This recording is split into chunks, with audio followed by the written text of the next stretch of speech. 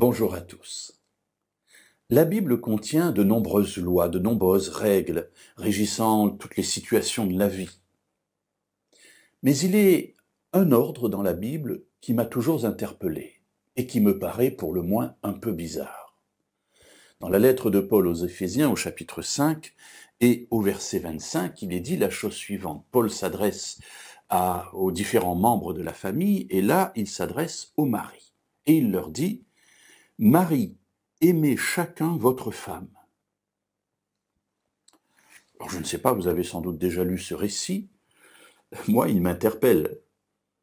On donne un ordre généralement quand la chose n'est pas naturelle, quand il faut contraindre quelqu'un, lorsqu'il faut l'obliger à faire quelque chose qu'il ne voudrait pas faire si cet ordre n'existait pas.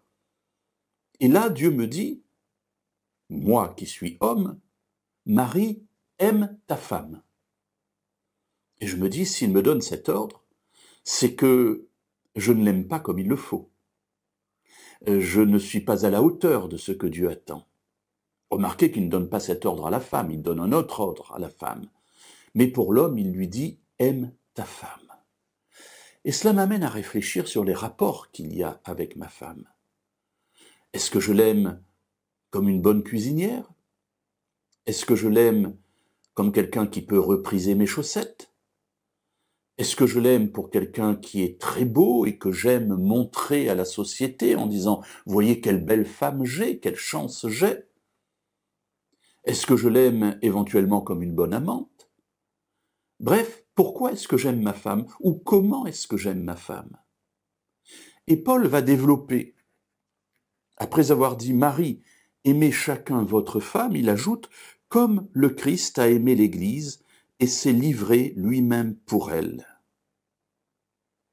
Ah, alors effectivement, là, je commence à me gratter la tête parce que je me dis finalement, Dieu me donne un ordre d'aimer ma femme, mais non pas pour en profiter le maximum, en retirer le plus possible de bénéfices personnels, mais en fait pour me donner à elle.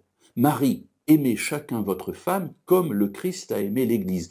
Qu'est-ce que Jésus a fait pour l'Église? Qu'est-ce que Jésus a fait pour l'assemblée des croyants? Eh bien, il s'est donné pour ses croyants. Il est allé jusqu'au bout. Il est allé même jusqu'à donner sa propre vie. Et là, évidemment, ça commence à me gêner aux entournures parce que moi qui utilise en quelque sorte ma femme, qui en tire profit, Dieu me dit, tu ne l'aimes pas comme il faut.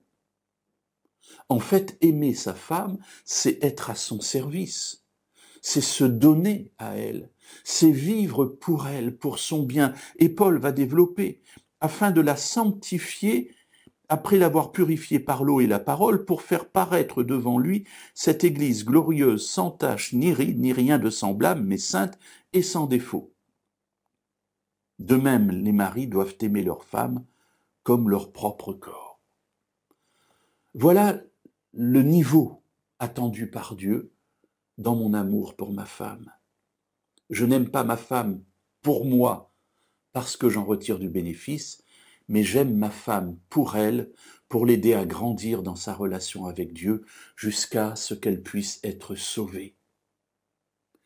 Et là, c'est une autre affaire. Et la question qui subsiste à la fin de cette courte réflexion est la suivante, c'est est-ce que j'ai envie d'aimer ma femme jusqu'à ce point-là?